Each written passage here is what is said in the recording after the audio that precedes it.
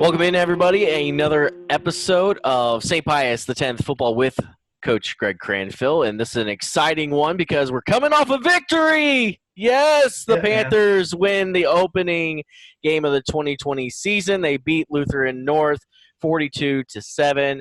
Well, Coach, just talk about what was it like? I mean, that first victory at a new program has to be exciting. It has to feel a little extra for you.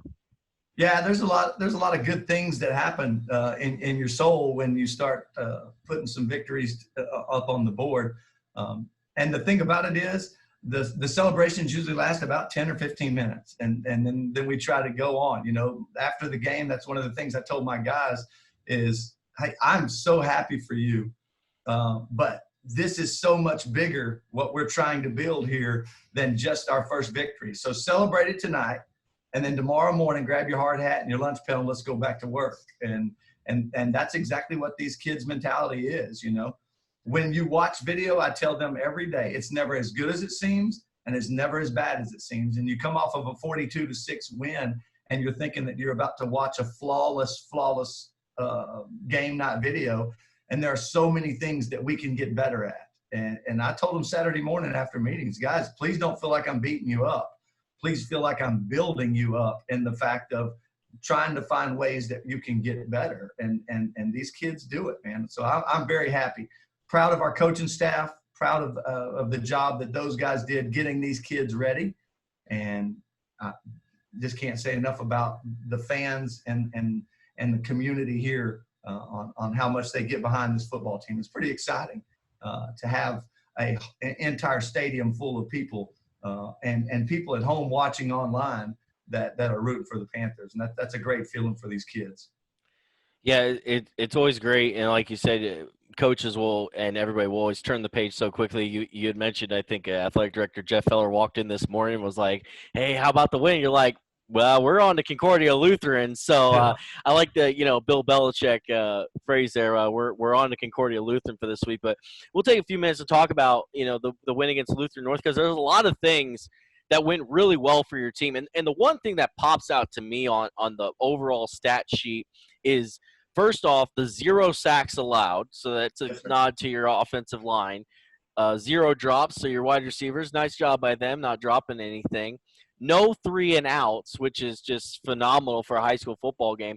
And then the biggest stat is y'all had 46 total plays and 21 first downs. Yeah. So there's a lot of good things to talk about. I know. After this win. And I appreciate you bringing it up because all the kids are going to be like, Coach, listen to the guy from VYPE, man. He knows how we played. And then you'll sit there and I'll watch a video and I'll say, this is a great run. We picked up the first down, but if we get one more block, this play becomes a touchdown, and that's the mentality of I think any football coach is, can we find ways to get better? And I think we can. I'm absolutely pleased with 21 first downs out of 46 plays. And a lot of that comes to great execution up front. Our offensive line, Josh, I mean, I'm thrilled at how well they played. But now I feel like it's time for me to push even harder because I think they got a chance to be even better. And they do too. And that's an exciting time. And defensively, too, you don't win a game like this unless your defense does their job on the other side of the ball. They held the opponent 26 attempts for 75 yards, so they held the rushing game down pretty well. They got 2 sacks, so they got in the backfield quite a bit. They had 4 3 and outs, which is nice to get, the defense off the field, offense back on the field. And, looking at some of the stats as I do my dual screen over here on this side here, Burke Batterfield, 10 total tackles for the game. Talk about that young man, some other defensive guys, another guy, 9 tackles for Carson Hintz, and it just kind of keeps going from there.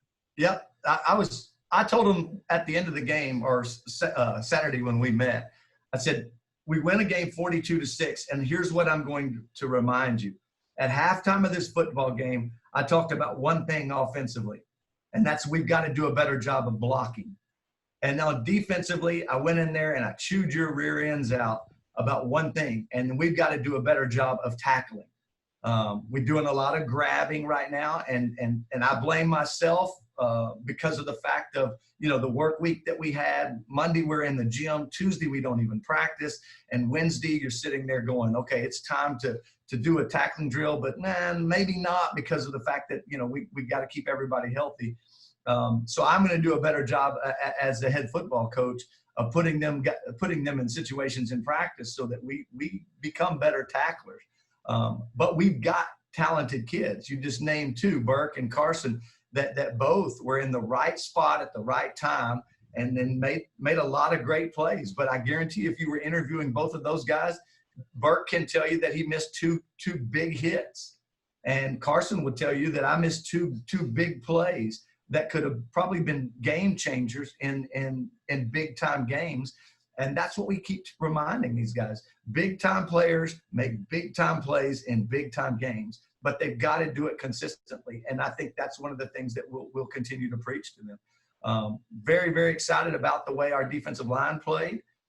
Very excited about the way our secondary play and our linebacker crew as well, which were 2 out of the 3 that you just named right there. And Matt Gedeke, who's our Mike linebacker, played a solid football game. The thing that it's hard for young 15, 16, and 17-year-old kids to understand that in order to play great team defense, that doesn't mean statistically you're always going to have a great night. I was upset at our defensive ends because we spilled the counter.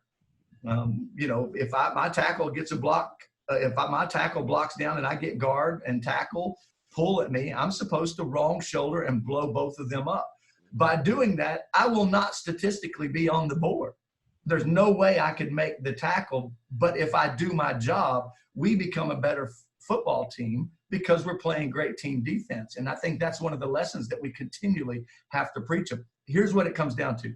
Everybody's got to have an offensive line mentality, in the fact that if I do my job, we'll be successful. Offensive line don't get their name in the papers for how many touchdowns they score or how many rushing yards that they have, but it doesn't work if they don't do their job. And for us, that's what I tell them. It's that blue-collar mentality of a hard hat and a lunch pail, like I said earlier, of do your job and we'll be successful. And good things are going to happen to those people that make sure everybody else gets what they need. Yeah, I always enjoy whenever we get to highlight offensive linemen for that reason, because they don't get the credit. You like, for instance, I was about to talk about Andre Farrell, 162 rushing yards and 2 touchdowns. Well, he doesn't get to do that unless offensive linemen open it up. And Carson Rogers, he finishes 14 and 19 for 240 yards, 2 touchdowns, and he doesn't get to do that unless they protect him. No, that's exactly right. But and talking about those 2 guys, we talked about Undra in last week's episode, and just watching off huddle film, I thought, man, he's going to have a pretty good game. Now, did I think he's going to bust loose for 162 yards in the opening game? Probably not, but what did you like the most about your offensive unit, just individually? I mean, we got to mention Undra Farrell. We got to mention Logan Tanner. He had 178 receiving yards. I mean, just quality all across the board in the rush game, the pass game, and the receiving game. Yep. So I would tell you this. On our Thursday night team meeting, I told them that life is about time and place. And in a football world, there's a time to be nice and there's a time to be nasty. And for an offensive lineman, they live in that nasty world of, where it's a physical game, and every game it's just helmets smashing and everything. And I don't think our offensive line flinched at all. I think our offensive line is a very physical group of young men that are well coached, that know how to get things done. And when they get to that point of attack, they're pretty upset when they get there. And that's a good thing. Bringing in junior Logan Tanner at tight end helps tremendously. And our H-back Xavier Smith is making huge strides in the right direction. But I told our defense on Saturday when we're watching game, if you want to see what physical football looks like, watch our offensive line and how many pancakes and how many collisions and just good football play that we get, out of those offensive line. I'm watching Michael Fight, who's a junior strong tackle for us, work a double zone with our tight end, or excuse me, with our guard, and then work second level and just cut and cut second level linebackers, which opened huge holes. No one will ever see that because we all watch Andra or Carson or Nathaniel Lolo running the football. But that's the process which it takes in order to be successful. And guys like him were doing it all night long, and I was very, very pleased. And as soon as it was over, I said, wash your hands of it because it doesn't matter anymore. Now we're only as good as the next game that we play. So let's get back to preparing now to win a game on Friday night. Yeah, speaking of the next game, you get Concordia Lutheran this upcoming Friday night. They're coming off a 28-23 loss to Fort Bend Christian Academy. They scored 17 points that fourth quarter against FBCA, just not enough to get over. I know last week we talked, you didn't have any film on Lutheran High North because they didn't scrimmage or anything because of that, but Concordia Lutheran, they got some film, and Gideon Stark will be the quarterback, had 152 yards passing last week in that loss. I know you've probably been watching that Concordia Lutheran film. What have you seen from the Crusaders so far that what your team has to get ready for? Well, the first thing that we better understand is that Fort Bend Christian is a really good football team. And then with that being said, what does that say about Concordia? They're right there with them in that same class of quality of a football team. When I watch video, I see guys that are well coached, and I see guys that are disciplined, and I see guys that understand what their common goal is, both offensively and defensively. And it's a great test for us.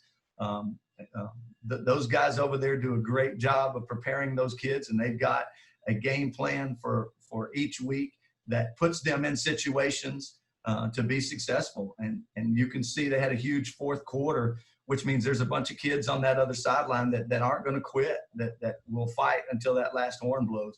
And that's a good test for us this early in the season. I wish it was 3 weeks down the road, where we had some other preseason games, but because it is what it is, we're gonna do what we can do to be ready and play as well as we can on Friday. Well, Concordia Lutheran coming off that loss. Y'all are coming off a big win. This is going to be a good game. It's got weapons on both sides. It's going to be a fun game to watch. Before we finish the St. Pius X Football with Greg Cranfill show for this week, I wanted to – last week I went and watched the show. I was like, I didn't ask anything fun of Coach Cranfill. You got to ask something fun. And what I did last week, this is something I do every single year. Before I go to my first Texas high school football game, I watch Remember the Titans because that's one of my favorite football movies to watch. It was last Wednesday. It was the 20-year anniversary of the premiere. What's your go-to? I'm sure maybe it's a football movie. What's kind of your go-to? Is there a certain movie you like to watch before the season starts, or a certain sports football movie that if it's on, you're gonna stop what you're doing and you watch? I'd love to come up with something very creative, but I really don't have much, man. I'll be honest with you. My wife, Katie, and my son, Brady, believe I am the most process-oriented person in the world, almost to nerd status, which is okay by me, because of the fact that so much is routine-based for me, and that's okay with me. My wife is a huge planner. She wants to know what we're doing 2 weeks from now, and I'm like, babe, it's tomorrow. It's 10 minutes from now that we're working on, as far as schedules. But I really don't have anything. I would say family is the biggest thing for me, is just being able to spend time with my family and doing the things that as a head football coach, that it's important to show that it's still a priority in your life. We say in our program, it's faith, it's family, and then football. And it will always be in that order. And I'm proud to not only say that, but live by that. And that's just who we are. So let me ask this thing, because as you mentioned, family, big deal. Is there anything you like doing with the family when you get home and you have a Saturday off or something where you're not doing something? Well, Sunday afternoon we worked up here probably till about 5 o'clock, from after church all the way up till 5 o'clock. And I went home, and then I had my list of things that I had to do from my son. My wife really doesn't do, but Brady had a list. I had to hang LED lights in his room. We had to go look at new basketball goals, and there it's very easy. And as a dad, just to say, look, son, I'm tired. But it's very important that we as men and fathers make sure that we understand, go back to that priority, that those people in our lives that are doing all those things behind the scenes that help us to be who we are, we're going to try to take care of them as much as we can.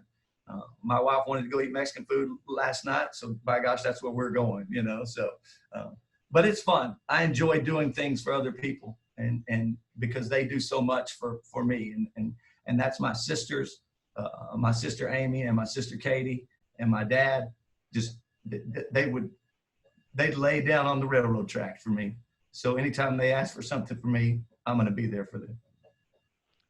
Well, that is always great to hear, and you know, with me, you know, I'm a newer father. I've got a 6-month-old son and 2.5-year-old daughter, and I know kind of what you're talking about. I get home from a game, or I'm kind of tired from a day or something, and my daughter comes running at me, and she wants to go play blocks or something in a room. I'm going and doing it because that's what I want to do. That's the biggest thing for me as well, especially because, you know, with us, we're at the games too. Now, I don't work the same as much on a game as you do. I won't say that. I won't say that your at all. hours as well, brother. I know how much you work. So here's the reality, Josh. In life, we have to look at it two different ways.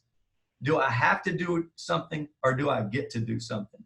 And when your daughter runs up to you, do you have to go play blocks, or do you get to go play blocks? And when you can feel that in your heart, that it's an opportunity to get to do something as opposed to having to do something, life's a whole lot better.